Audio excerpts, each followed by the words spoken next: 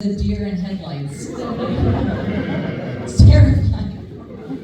But no, it's just me up here, out here. And you know what? I love Vashon. Vashonites, how many of us are here? They're such a tight-knit community, which has its pros and cons. You know, that pro is that we're all in this together, right? And we all have that same abusive boyfriend who's always late and very expensive, and yet we keep going back to him because he's the only damn way off this fucking island. Con is that you can't ghost anybody. You just can't. Like everywhere you go, there they are. In the ferry line, at the thriftway. Someone said thriftway. I know you've been there. And you go there and you're just like, oh my God, I thought you were sick. And you're like, no, just sick of you. Speaking of thriftway, isn't it amazing how like everything on this island is named inaccurately? Just everything. Like the pharmacy is like a home goods and toy store, but the hardware store is a restaurant, and Urban Bloom somehow doesn't sell weed, and the Strawberry Festival is like an outdoor jam session, but no strawberries, no jam. I don't know. I think it's because everybody on this island is in a band. And like every band has that one band member who's stepping out to play the bongos in somebody else's band. And they're all fighting over the best like barns and patios. I like to support my friends who are afflicted by bands. But I do have my limits. I have a number of friends who are in this band called Croaker. Oh, yay! Yeah, except their logo is this knife-wielding frog named Stabby. There's like some merch that I can't touch. It starts to feel a little personal, that choice. Because there are pros and cons to being Amanda Knox, believe it or not. Like I went to urgent care earlier this year, and the nurse took one look at my file, my chart, and was like, Amanda Knox. It's too bad that other one ruined your name.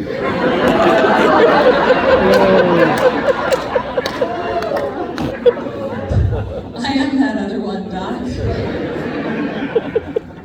On the other hand, I do get to correct all the waiters in the Italian restaurants when they mispronounce bruschetta and gnocchi. It's those little victories, le piccole vittorie.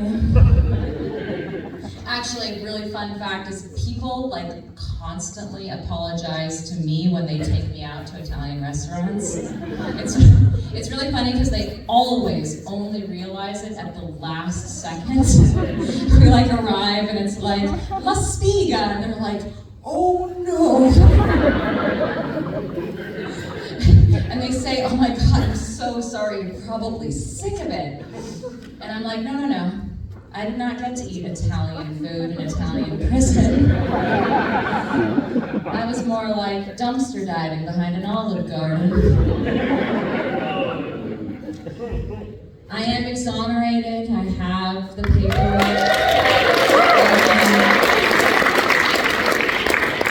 But people are still wondering. They're like, Richard, he's still wondering. Guilty, innocent? I said guilty. I'm like the human version of the white, gold, blue, black dress. Depends on how you look at it. Some people say things like, she's innocent, but she sure acted guilty. Can you imagine if your personality was put on trial and the verdict was, she didn't do it, but she made it weird. Congratulations, you're not guilty, you're just deeply unsatisfied. unsettling to the general public.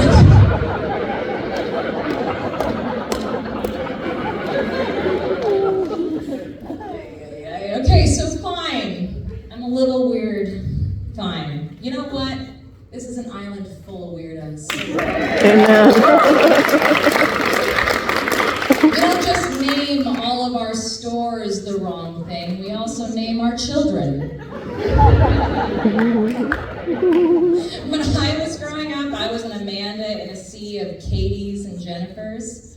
Now my daughter goes to a school called Huckleberry with a bunch of kids named Circe and Madrona and Rena Salal.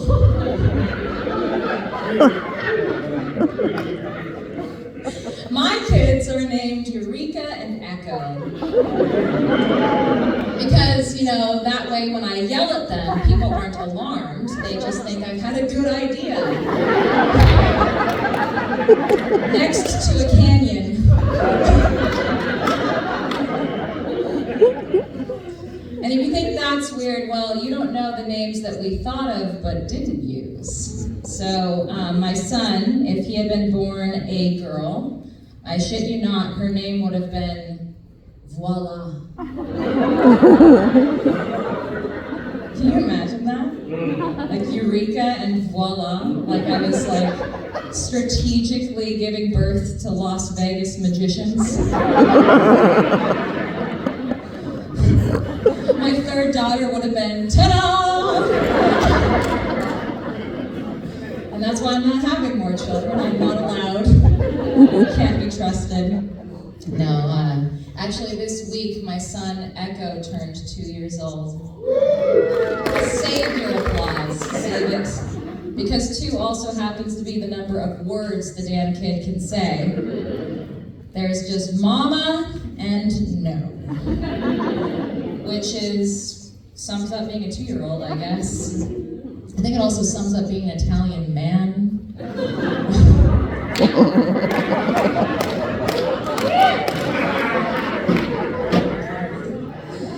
Oh, man. People talk a lot about the first words that kids say, but you don't ever hear people talk about the first words that escape your lips upon becoming a parent for the first time. I'll never forget the first words that I said to my daughter as she was laid naked and screaming on my chest were, "I'm sorry." It's true.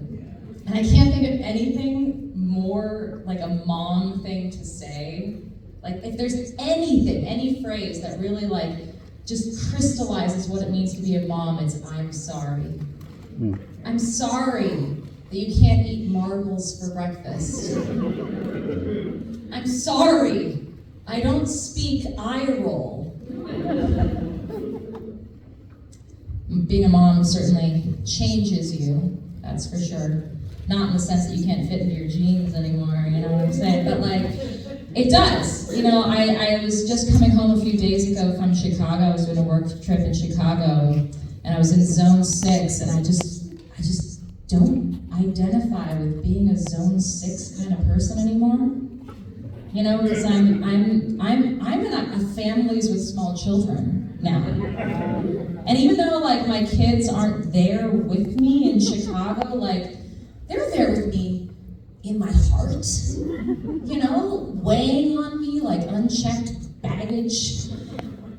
I feel like I have mommy dysmorphia, but no one cares. Especially, not those bigots in Zone 5. I didn't tell you what my husband's first words were upon becoming a father. They're great. And it was kind of perfect because we waited to know what the sex of the baby was. We didn't know upon giving birth, but we did know that if she was going to be born a girl, we would name her Eureka, right? What an opportunity. And so here she comes. The doctor says, "It's a girl." And my husband, who has 2 graduate degrees in poetry and is a rapper and a wisecracker and quite the wordsmith, he shouts, "Ah!" Which I think sums up being a dad too quite nicely. know? Ah! Who left these Legos on the floor? And who touched the thermostat? That's it. That's being a dad. And it's amazing because I love my husband and he's so smart. And he can like solve a Rubik's Cube in like 3 minutes. And yet he still to this day can't fold the laundry the right way. Like, you know, that like the sheet that goes on the bed with the fitted sides and you just fold it the right, he just can't do that. And I love him, not for that. You guys ever wonder what superhero you'd be? Have you ever like taken that online quiz? Because I think I finally figured it out. Like, I know who I'd be, and I wonder if you could guess. Any guesses out there? Wonder Woman? No, I'm too jaded. Too jaded for that shit. Although I do identify with being burdened with telling men the truth. But no, not Wonder Woman. Not Catwoman, some people throw at me. I am a cat lady, but Catwoman and cat lady are not the same thing. Not Black Widow. Some people throw Black Widow at me. You think it's flattering until you remember that Black Widows are known for killing their mates. So no, you fucking haters, I'm not Black Widow. No, I figured it out, and it's Squirrel Girl. Or as Marvel likes to call her, the intellectual property they forgot they owned. I bet you guys don't know who Squirrel Girl is, but I'll catch you up. Squirrel Girl is a crime-fighting college student whose catchphrase is, eats nuts, kicks butts.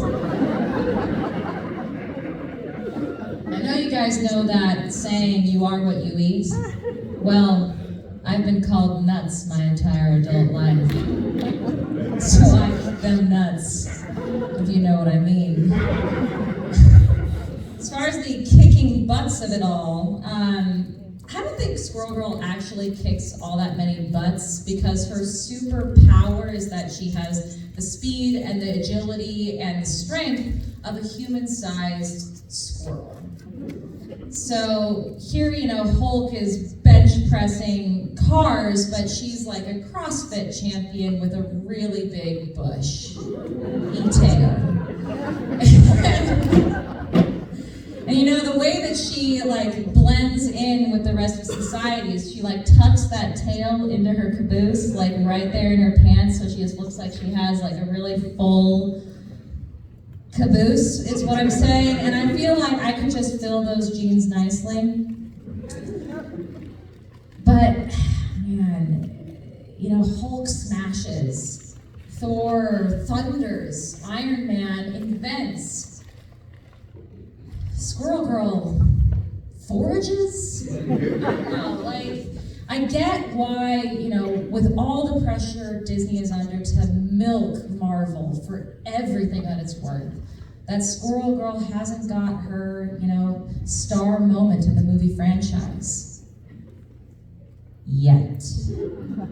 I feel like my whole life has been leading up to this moment because back in middle school, when we were learning about Native American cultures, our teachers assigned us spirit animals.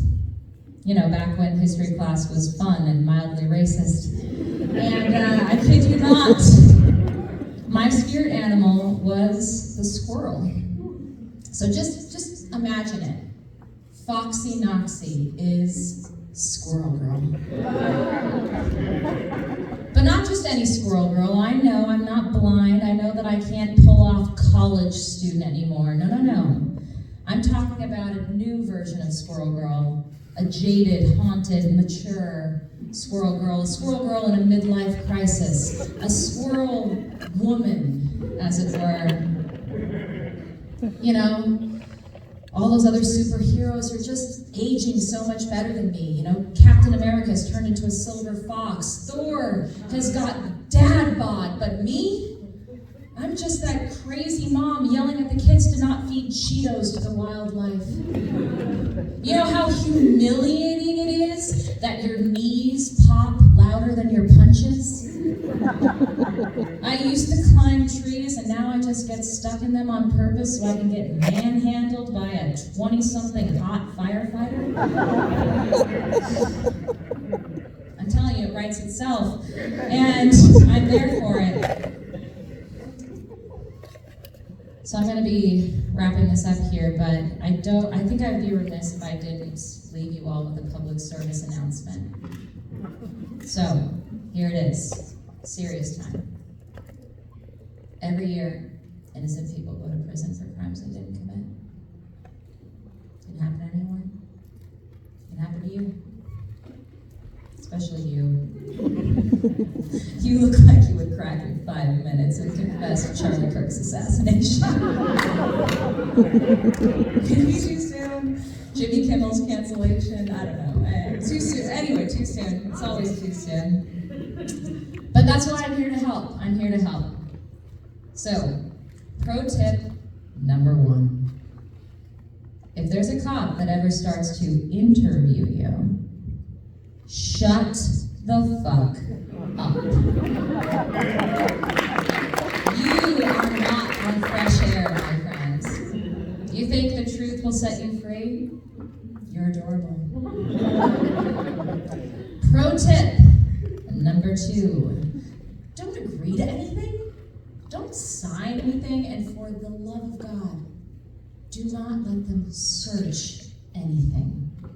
Your car, your house, your browser history, especially your browser history. Pro tip number 3. Don't think that your innocence will save you. It won't. You know what'll save you? A lawyer. A good one. Not the divorce lawyer that your friend recommended because he gets paid with ketamine.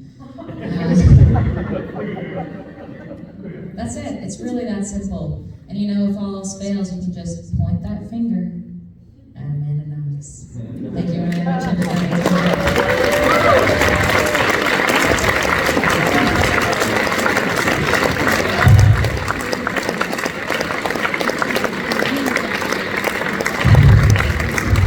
Can you guys hear me?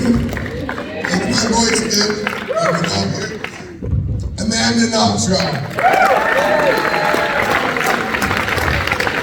If you haven't already started, watch her show on Hulu, right? Just watch it and reserve judgment until the end, okay? Now, of course, she said that maybe I should go to prison. A guy like me would last like 1 day in prison. I actually try to be informant really quick. So, now, you know what? The theories were late, but it looks like some of the comics I had finally made it. So I didn't have anything else. This comic, they came to me at a show.